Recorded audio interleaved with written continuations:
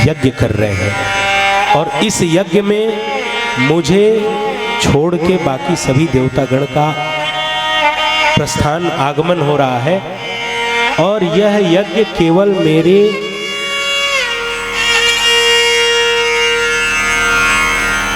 मेरी इज्जत उतारने के लिए। अब यहाँ एक बात जो रेखांकित करने की है कि कभी भी धार्मिक अनुष्ठान किसी का अहित करने के लिए न किया जाए। इस संदर्भ में जो अनुष्ठान होते हैं वो बड़े अहितकारी होते हैं। मैया बाबा भोलेनाथ से कहती हैं कि प्रभु हम भी जाएंगे, पिताजी के घर यज्ञ है, इतना दिन हो गया, मन भी नहीं लग रहा है, थोड़ा घूम के आते हैं। बाबा ने फिर समझाया और यहाँ एक सूत्र देते हैं चौपाई के माध्यम से।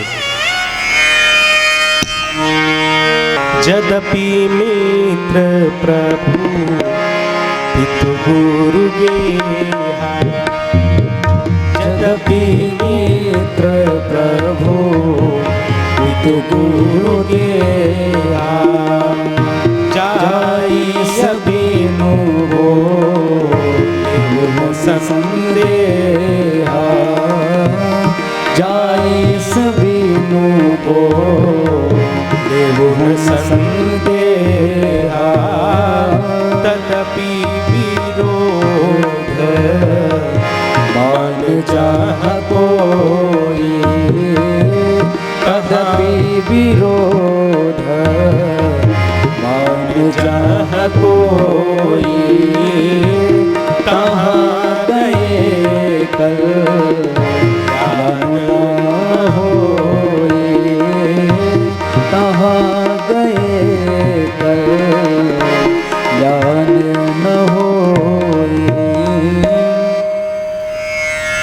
यद्यपि मित्र प्रभु पितु गुरु गेहा।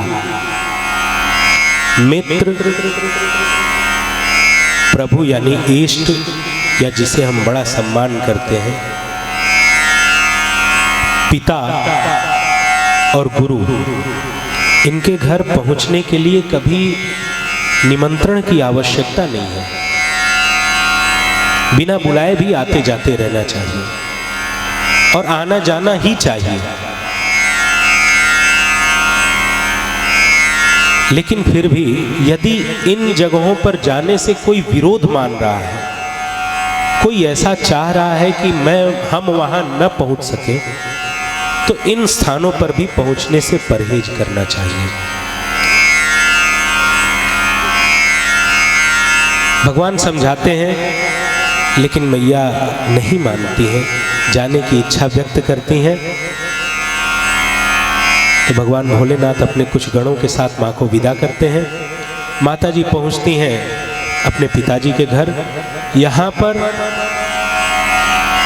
पिताजी के डर से कोई उनका सम्मान नहीं करता है। उनकी बहनों का बड़ा आदर होता है, उनका सम्मान कोई नहीं करता है। माता जी एक बड़े प्रेम से मिलती हैं, पिताजी मिलते हैं, वो भी मुंह घुमा लेते हैं। यज्ञ की ओर प्रस्थान करती हैं, यज्ञ कुंड की परिक्रमण के लिए। और यहाँ आके देखती हैं कि सबका भाग है, सभी देवताओं का भाग है, लेकिन भगवान भोलेनाथ का भाग नहीं है।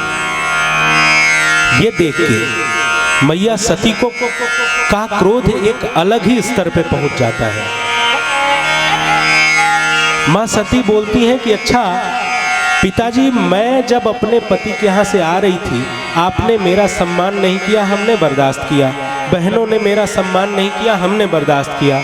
मैया प्रेम से मिली, हम भी प्रेम से मिले, हमने किसी से कोई शिकायत नहीं की। लेकिन इस यज्ञ में, इस सामूहिक कार्य में जहाँ मेरे पति का स्थान होना चाहिए था, वहाँ आपने मेरे पति का स्थान रिक्त करके, हटा के आपने ये दुस्साहस करके आपने उचित नहीं किया है। इसका दंड मेरे पतिदेव बाद में देंगे, पहले मुझसे आप सुनिए। और माँ डपटती हैं, डपटती हुई कहती हैं, अरे सुनहु सभासद सकल मुनिंदा कही सुनी, सभासद सकल मुनिंदा कही नहीं सुनी जिन शंकर निंदा, सो फल तुरत लहब सब ताऊ, भली भांति पछताब पिताऊ। शंख शंभु श्रीपति अपवादा, सुनिय जहाँ तहाँ स्मर जादा। काटियता सुजीव जो बसाई, श्रवण मोदिनत चलिय पराई। जगदात्मा महेश पुरारी, जगत जनक सबके हितकारी। पिता मंदमति निंदक ते, यक्ष शोक संभव यह दे। तजिहउ तुरत देह तेहि हेतु, मुनि धरि चंद्र मौन वृष केतु। आसहि जोग अग्नि तनु जारा, भयउ सकल मक हाहाकारा। मां को बड़ा क्रोध आया और सबको डांटा। यज्ञाचार्य उस यज्ञ मंडप में खड़े होकर यज्ञाचार्य को डपटती हैं।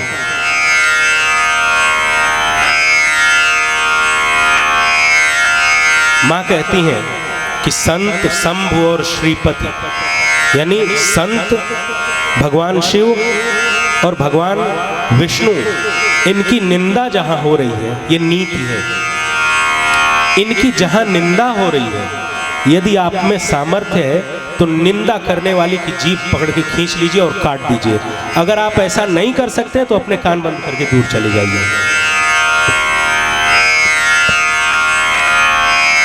और मेरे पिता जो मंदमती है, मूर्ख है, क्यों? क्योंकि उनको यही नहीं पता है कि जहां भगवान शिव नहीं वहां यज्ञ ही नहीं हो सकता है, फिर भी वो यज्ञ कर रहे हैं।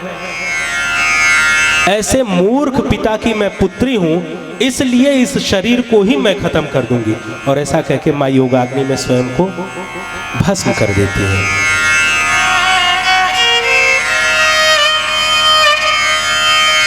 मरते हुए, अपनी शरीर त्यागते हुए मां भगवान श्री हरि से एक निवेदन करती हैं, हे प्रभु, आप भोलेनाथ के स्वामी हैं, बड़ी पूजा करते हैं भगवान भोलेनाथ आपकी, एक कृपा कीजिए मुझ पे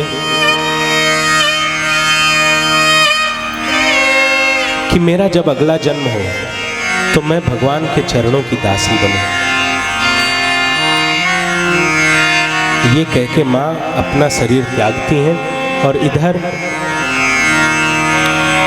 अगला जन्म उनका होता है हिमांचल महाराज के यहाँ। हिमांचल महाराज के यहाँ पुत्री रूप में जन्म होता है, नाम पड़ता है पार्वती।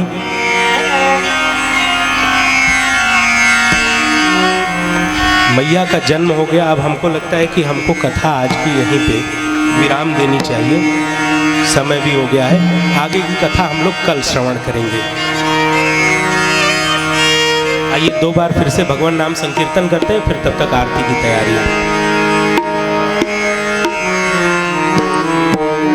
श्री राम जय राम जय जय राम, श्री राम जय राम जय जय राम, जय जय विघ्न हरन हनुमान बोलो, जय जय विपति हरहि हनुमान। श्री राम जय राम जय जय राम बोलो, श्री राम जय राम जय जय राम, श्री राम जय जय राम। सियावर रामचंद्र भगवान की जय, श्री हनुमान जी महाराज की जय। ओम नमः पार्वती पतये हर